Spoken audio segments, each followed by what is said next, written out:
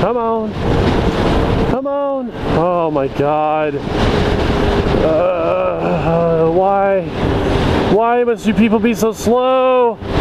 Why must you do the limit when the limit is stupid?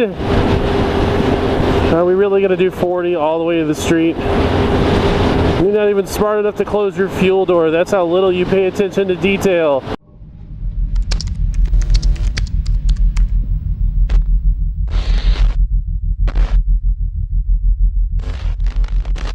What is up, everybody? It is Flashwing.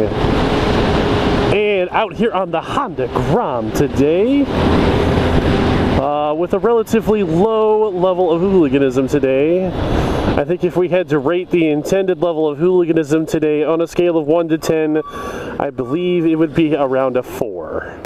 Alright, I wanted to briefly discuss with you guys today, many of you have asked me for this video, which is some of the lessons learned from the month of insanity. And before I begin, I just want to say again, a humble and appreciative thank you to everyone who has followed the series. If you don't know what I'm talking about, see the description below for the month of insanity series, where I ride my 2009 R1 5,200 miles over the course of 3 weeks back to my hometown in Indiana and back to Phoenix. And so let's get right into some of the lessons learned. This may not be an exhaustive list, and it may not be necessarily anything you guys are talking about, so I will iterate. If you have things that you would like me to cover that I have not covered, please comment below, and if it is a large enough topic, I will definitely cover it in a video. If not, I will take the time to reply to your comment and answer your question to the best of my ability. I would say from a motovlogging standpoint, I know not many of you out there who are watching are motovloggers, but some of you are.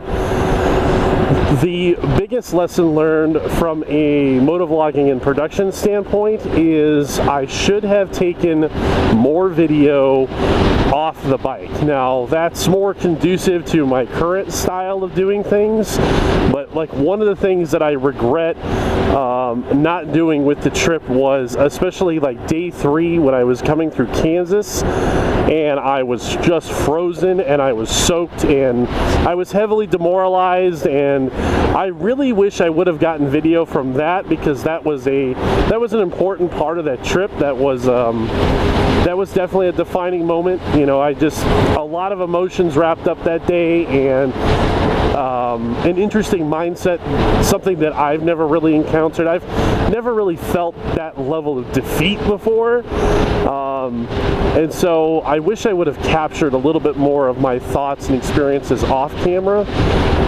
But in general, despite having like 450 gig of video data and time-lapse photography and stuff like that, I actually do wish I would have taken more, because I could have given you guys a more complete picture of everything that took place and everything that happened.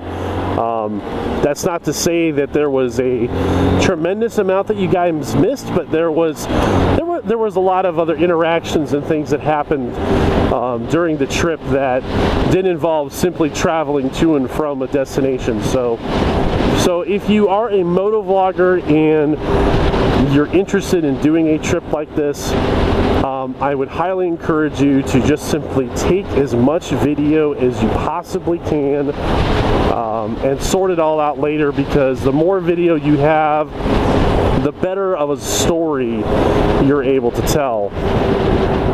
That's probably, for me personally, that was probably one of the biggest takeaways. If I was to do the month of insanity again, I would definitely take way more video. So probably one of the other very glaring lessons learned was involving my wallet. So as you guys may or may not know with the series, is that during the first day of the return trip, I lost my wallet in the middle of an interstate freeway.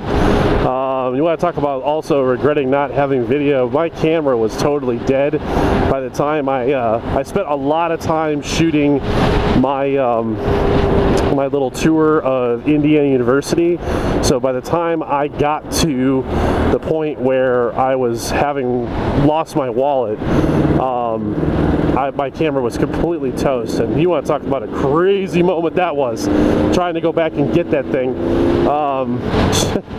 It was like snatching it from the jaws of a shark, man. It felt that bad.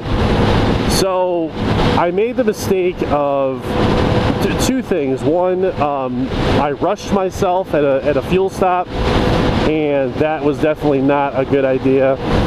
And two, I left my wallet in a place that was very vulnerable. A suggestion that was given to me by a friend was to try and separate out your cash and like your debit card, or in his case, he actually has I believe he actually keeps a credit card with like a $500 limit that sits only in his motorcycle jacket. That is basically a card that only gets used on the bike. It is used for emergency situations if he loses his wallet or forgets his wallet. And with $500, especially from a fuel standpoint, always double check where your wallet is, and perhaps even think about getting spares of debit cards or credit cards, or maybe perhaps just getting separating them too would be a big idea. Gosh, what else? I don't know. I wish I had more time.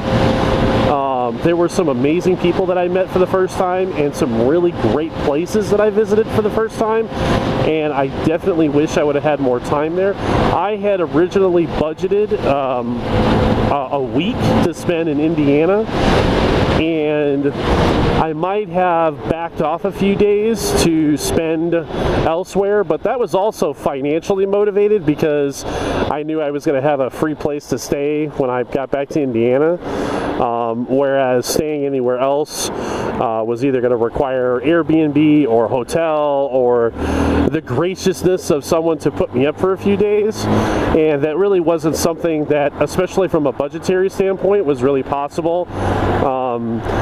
I was trying to do the trip as inexpensively as I could within the realm of comfort.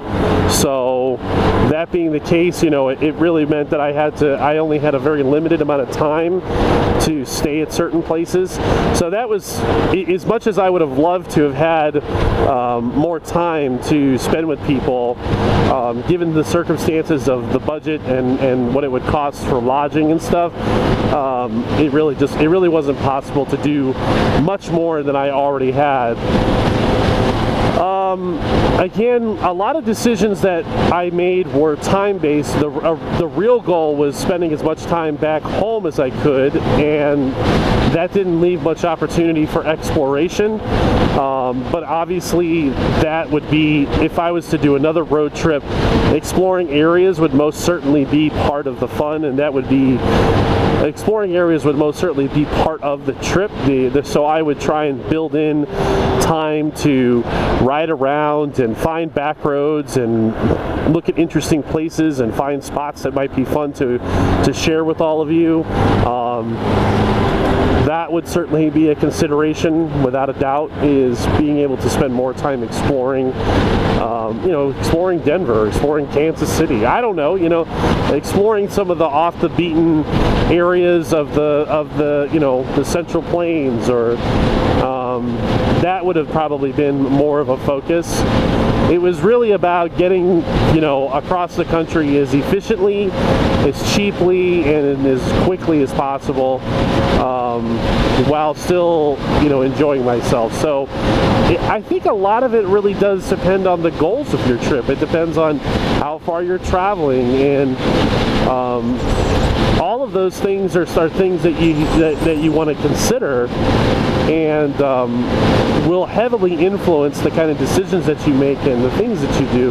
The final lesson learned from the month of insanity is I definitely would have liked to have had someone along with me on the journey. It would have been a lot of fun to do that with someone else. Not so much I mean, somewhat from a safety perspective. You know, there were some parts of the trip where being by myself definitely made me a little nervous. But most certainly, just the companionship and the sharing of the experience would have been a lot of fun. Someone to talk to while I was riding out there all by myself would have been great. So I definitely think if you have the ability to bring someone with you, I would highly encourage it. So people have asked me, you know, when the next time is I'm going to do a trip like that, and my answer has been pretty consistent. It's going to be when I can find a group of people or another individual who's crazy enough to do that with me. I think that's about it, guys. To be perfectly honest, I mean, there were a lot of things about the month of insanity that went right. There were some things that went wrong, but even for the most part, you know, it really came down to having really wonderful people help me out, and a little bit of luck too. So it's so specific. I mean, there were things that I planned for, and so that helped out a lot. So even though things may have went wrong, it was something that was accounted for, and as a result, you know, it still worked out okay. So thank you for riding with me today, guys, out on the Honda Grom. Please post any questions that you have below, and I'll be happy to address them as you guys have them. Otherwise, we will see you out there.